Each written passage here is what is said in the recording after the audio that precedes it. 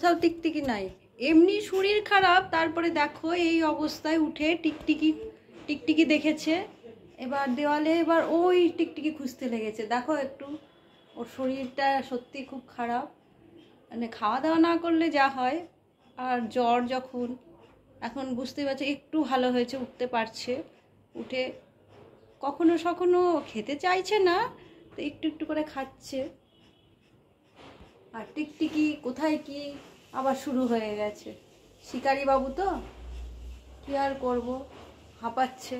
ওকে আমি রেস্টেই রেখেছি, ওরা তো আর বোঝে না যে এখন রেস্ট টাইম, ডিউটি করতেই হবে ডিউটি। ওদের জন্য আমারও খাওয়া দাওয়া বন্ধ।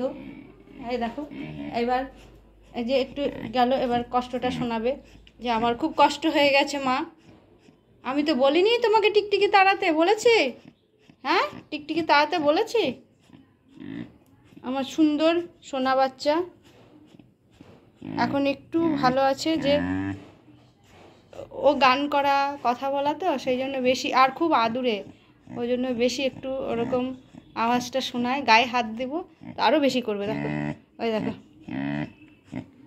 গায়ে হাত দিয়ে আদর করলে আরও বেশি শোনাবে আমাকে যে আমার কষ্ট হচ্ছে। আমি তো আছি বাবা, সব সময় তোমার পাশে আছি। হ্যাঁ আছি তো।